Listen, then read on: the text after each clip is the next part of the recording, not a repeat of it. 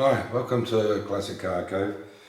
A couple of weeks ago I had a little rant about people being selfish and people exploiting other people, particularly at the moment with the cost of living and energy, fuel prices, price of food and so on and so forth. And I stand by what I actually said in that. It was a little bit of a rant, but I think most people would say this is a lot of what's going on. Anyway, I'll insert a little picture here. I would like to have put it in the video next to me here somewhere, but I don't know how to do it. I'm a bit of a technophobe. I'm not very good with computers. But I'll put a picture up of the Mercedes-Benz 407D, which I'm fixing up for Peter, and I'll do that now. Oh, Peter, so this is the side of the van you haven't seen yet. We've serviced the vehicle, we've got the things ready for its test, and we also found another issue with it was on the universal joint on the prop shaft towards the tailbox, the gearbox tail. The UJ itself, one of the caps had broken and some of the needle rollers had come out.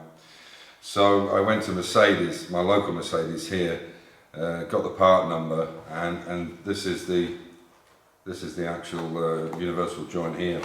So there's not very much. Obviously there's the circlips for the four caps, and there's the actual product itself.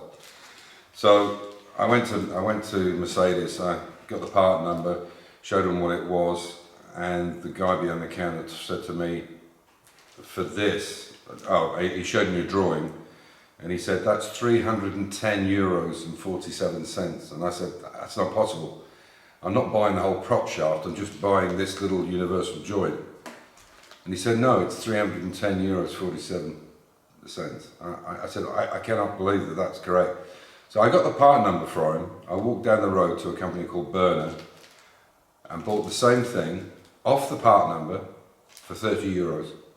€30, 9 times more from Mercedes. Now, if that's not ripping people off, I don't know what is.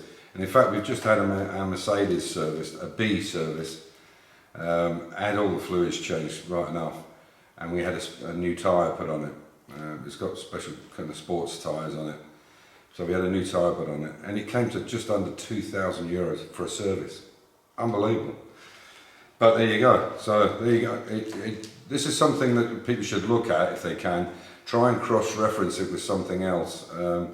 Somebody mentioned to me, I know this is a bit out there, but we were talking about brakes or something for a Mark 1 Escort or an Escort, and apparently the same brake pads fitted on a Marina. And if you asked for a Marina ones, they were a fraction of the price compared to it was if you wanted it for the Escort. Why that should be, I don't know.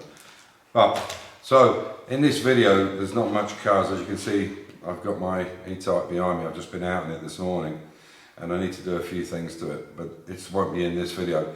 I'm basically showing you how we finished up this Gypsy caravan that was building. There's still some things to do to it, some painting, and I've got to do the interior as well, but it's pretty much finished, so it's really just the colouring now. But I wanted to show you how it looks now and the little things that we've come up with, and yeah, I hope you enjoy the video. Okay, so I'll give you a very, very quick update on the Gypsy caravan. I've still got one more wheel to do, but the colours are starting to come on it now, and there's still quite a bit to do. The interior has got to be done completely. There's a lot more colours to go on it, although it looks a bit bright to me, but it's my wife's thing. The stairs are now built. I'm going to make some handrails for them. Yeah, but you can see the wheels. These are the rings that go on to the... Look at them nails. That's serious. So they've got to go on, so the purple rings go on the back there. All the paint underneath it. This one's done. Again, the rings have got to go on it. And that one's being sandblasted as we talk. So yeah, so that's oh, this thing's in the way, but you can see that's how it looks now. It's coming on.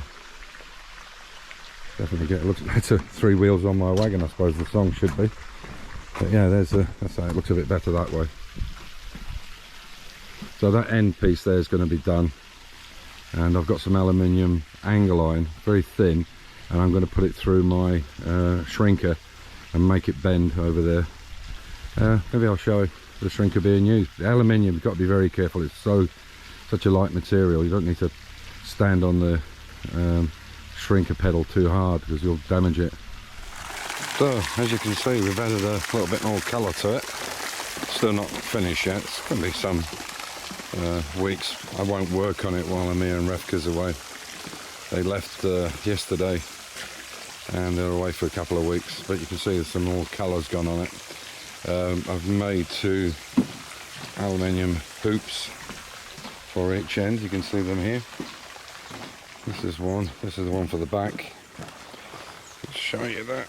And obviously they're going to go up on the top there, but we need to fill those grooves there with some kind of silicone or something that, especially rubber that'll, or a wood filler that'll expand and contract with it, because obviously in the winter it'll break if we use car body filler. So this is going to be on the edge, but unfortunately I couldn't get one long enough. So this is a video I showed the other day about how to use the shrinker, and there's the other pieces. So there we are.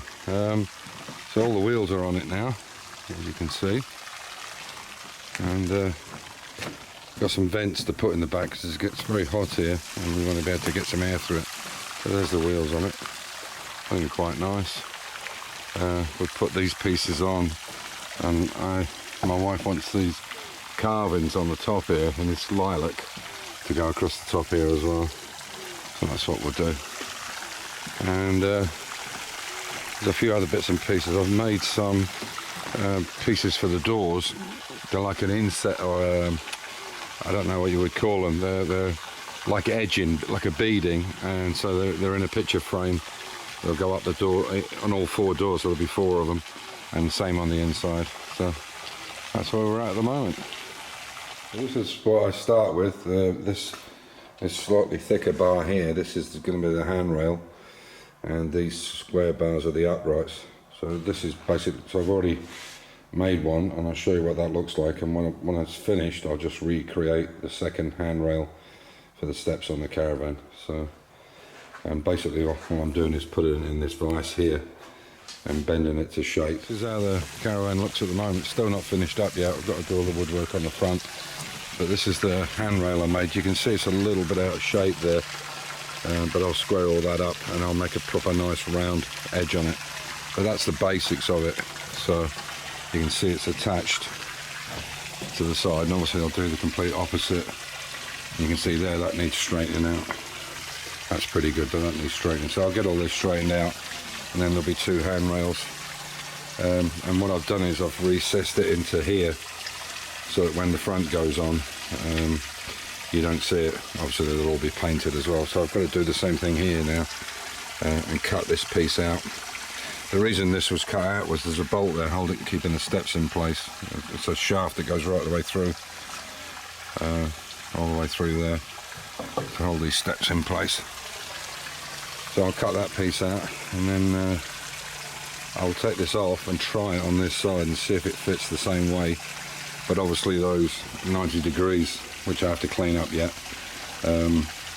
will be the opposite way around. So, but it seems sturdy enough. It's only tack welded at the moment, but it seems sturdy enough. But as I say, I need to sort that bend out there and roll it properly.